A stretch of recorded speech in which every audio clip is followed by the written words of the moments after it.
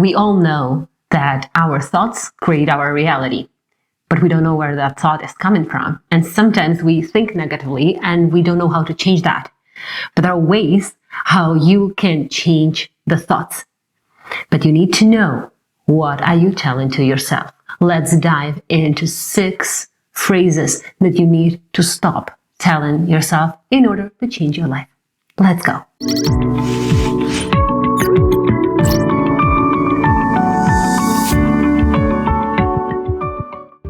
Hello, welcome back to my channel. My name is Kate, I'm a hypnotherapist, and I talk on my channel everything about your mind, how it works, and how you can become better. You can change your life, you can change your behaviors, your reactions, your feelings and emotions by knowing, learning more about your subconscious mind. So we all know, probably you'll find it on the internet, lots of information, how thoughts create our reality, and that is true. But how? How did we start to have those thoughts that actually create not a very positive reality for us? For example, if there is something in your life that you don't like, there's something in your life that doesn't work for you, whether it's relationship, career, money, success, self-development, self-worth, confidence, fears, phobias, anxiety, it doesn't work for you, but you don't know how to change it, right? And you, for example, don't have that resource yet, or the information yet how to change it. You can stop saying to yourself these 6 phrases, and only by that you will change your reality. How you do that? For example, when you were a child, right? You started to see the world the way you saw the world based on the experience you have. We all know that. But did you know that whatever happens in our childhood or growing up, if it's emotional, if it's something traumatic or isolated, you install a filter. Like filter, it's like a slide, right? The slide was a different color, for example. And that slide will define how you look at the very similar situations throughout your whole life. So if, for example, someone criticized you with a certain phrases, certain words, you put the filter that everyone who talks like that, everyone who means what they meant, means that they criticize or judge me, and it's my fault, it's all about me, and you start to form those limiting beliefs. You put the filter.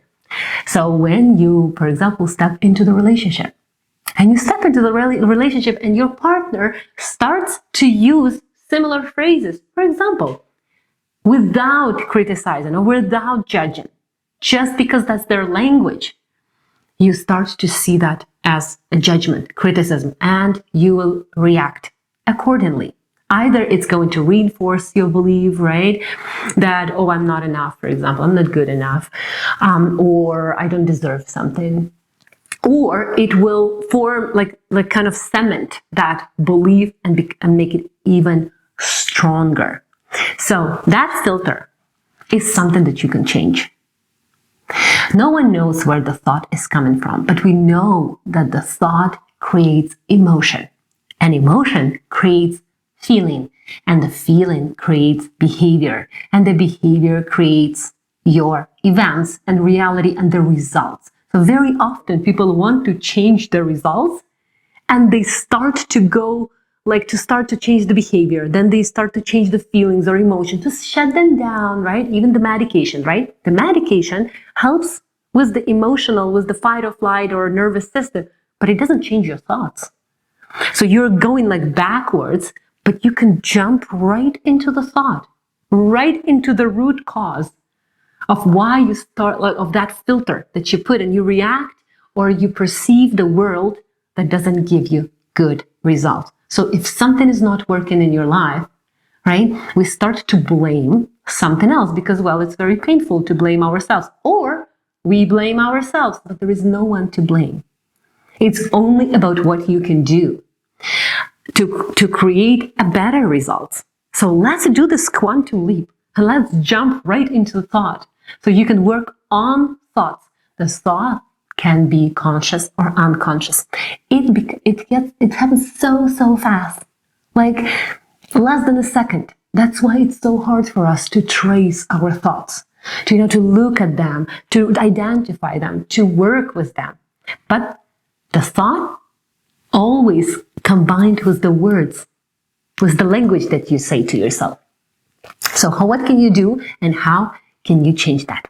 So these are a couple of phrases that by eliminating them or by changing them, you can change the whole outcome. And remember that while your thoughts, for example, if we dream, by the way, right?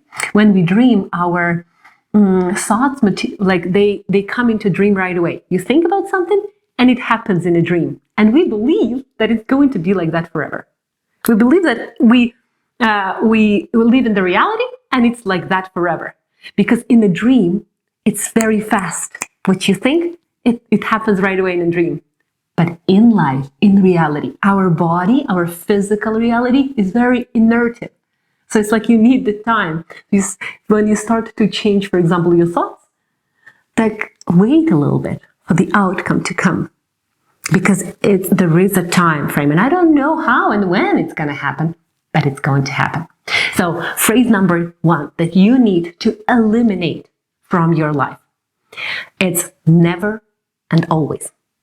When you say, I will never do that, trust me, the universe will throw you that event, that you will get into that situation that actually you did that, or you will consider doing that.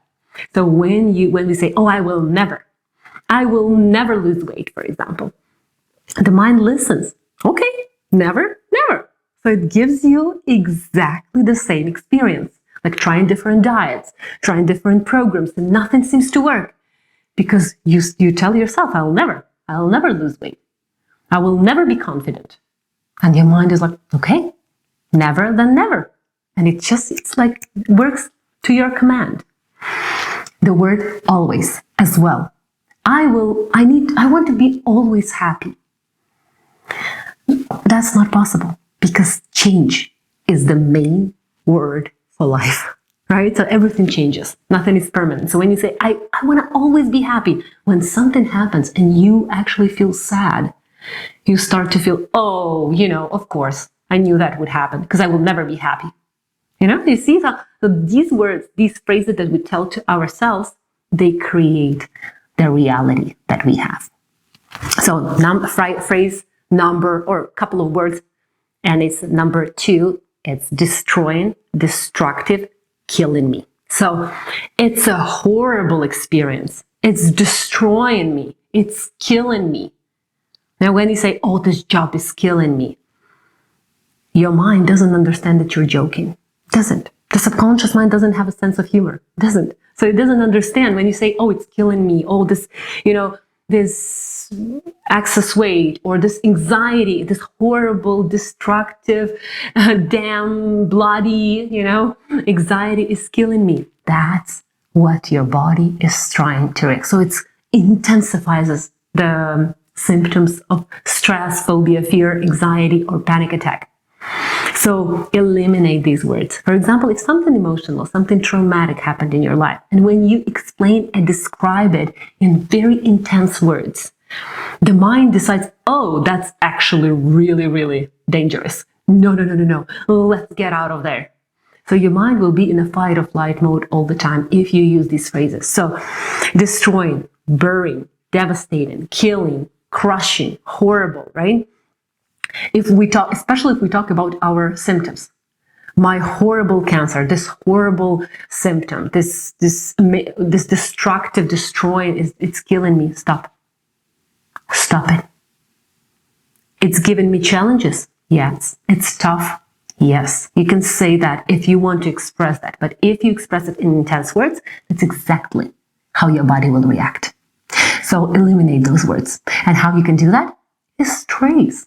Like, look, be more present and be more observant on what you think. Even if you didn't catch every time you say that, but listen to your language, how you talk with your friends, how you talk with your loved ones, how you talk with your kids, how you talk with your coworkers. Please observe your language and you'll notice so many words that intensify your symptoms. And when they intensify your symptoms, your reaction gets distorted. You cannot even react or behave the way you want.